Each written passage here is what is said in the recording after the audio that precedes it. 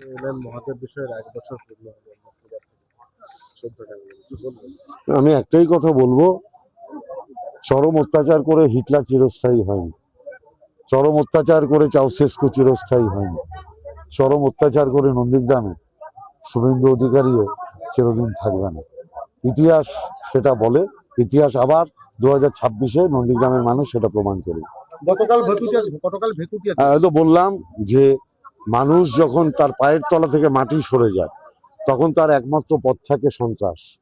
সেই সন্ত্রাস করে ভাবছে মমতা ব্যানার্জির উন্নয়নের গতিপথ রোধ করে দেবে, কিন্তু এরম ভাবে মমতা ব্যানার্জির উন্নয়নের গতিপথ রোধ করা যায় না।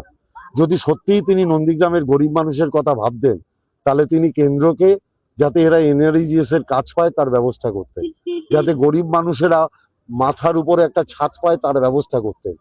তিনি এনআরইজিএস এর কাজের বিরোধিতা করে, গ্রামের গরিব মানুষ বাড়ি পাবে তার বিরোধিতা করে আসলে নন্দীগ্রামের গরিব মানুষকেই বঞ্চিত করছেন।